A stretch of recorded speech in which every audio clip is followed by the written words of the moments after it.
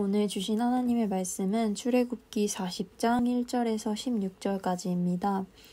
오늘 본문 이전까지는 성막에 놓을 물건들과 제사장의 옷들을 열심히 만들었다면 오늘 말씀은 이제 앞서 만든 그것들을 어떻게 배치하여 성막을 세워야 할지를 알려주시는 하나님의 말씀입니다. 먼저 1절에서 8절은 1월 1일에 이제껏 만든 모든 기구들을 어떻게 놓아야 할지 구체적인 위치와 배치를 말씀합니다. 사람들이 앞에서 하나님의 말씀에 따라 이 모든 것을 아름답게 만들었다면 이제 그것을 놓을 때에도 하나님의 말씀대로 하나님이 말씀하신 자리에 놓아야 하는 것입니다. 그리고 9절에서 15절은 그 성막에 놓인 기구들에 기름을 부어 거룩하게 하라고 말씀하십니다. 하나님께서 말씀하신 대로 만들고 또 놓아야 할 곳에 놓았지만 여전히 거룩함이 필요합니다.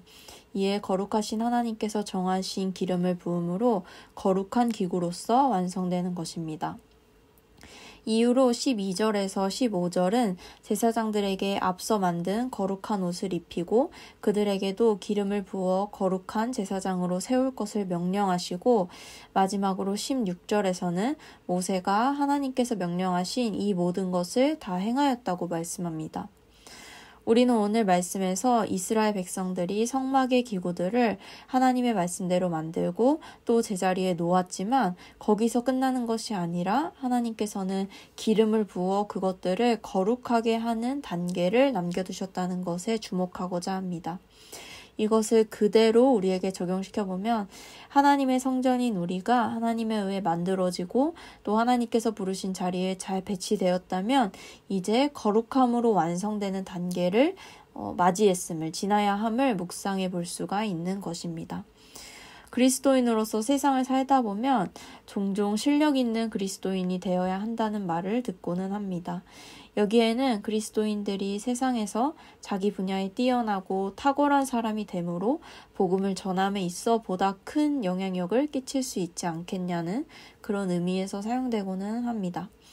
물론 하나님께서 부르신 자리에서 최선을 다하고 하나님께서 주신 능력과 축복을 누리는 것은 바람직한 일이지만 우리는 오늘 말씀을 통하여 진정 실력 있는 그리스도인이란 거룩함으로 완성되는 그리스도인임을 기억하고자 합니다. 우리가 아주 탁월하게 만들어진 성막과 기구들처럼 세상에서 탁월한 모습으로 자리하고 있다 하더라도 성막이 거룩함으로 완성될 수 있었듯이 우리도 거룩함을 얻지 못한다면 완성된 모습이 아닌 것입니다. 고린도전서 3장 16절에서 17절은 이렇게 말씀하고 있습니다. 너희가 하나님의 성전인 것과 하나님의 성령이 너희 안에 거하시는 것을 알지 못하느뇨? 누구든지 하나님의 성전을 더럽히면 하나님이 그 사람을 멸하시리라. 하나님의 성전은 거룩하니 너희도 그러하니라. 즉 오늘 본문 말씀에서 성막이 거룩함으로 완성되었듯이 고린도전서에서는 하나님의 성전된 우리에게 거룩하라, 거룩함을 강조하고 있는 것입니다. 그렇다면 우리가 하나님의 성전으로서 어떻게 거룩한 삶을 살아갈 수가 있을까요? 그것은 기구와 제사장에게 기름을 발라 거룩하게 구별한 것처럼 우리 또한 성령의 기름 부음을 받아 거룩하게 되는 것입니다. 그리고 여기서 성령의 기름 부음, 성령의 충만함을 받는 것은 일회적인, 단회적인 감정적 즐거움이나 행위가 아닌 성령이 계속해서 우리의 마음과 삶을 이끌어 나가시도록 삶의 주권을 내어드리는 것입니다.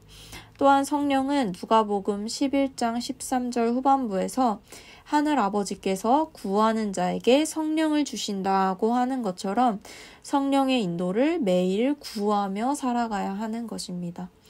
따라서 우리는 매일 매시간 우리의 삶을 성령님께 의탁하고 그 인도를 구하며 그 인도를 따라 거룩함으로 완성되는 삶을 살아갑시다. 그렇게 우리가 성령의 충만함으로 거룩한 성전으로서 살아갈 때 거룩함으로 완성된 진정 탁월한 그리스도인으로서 복음의 통로가 되기를 기도합니다. 아멘.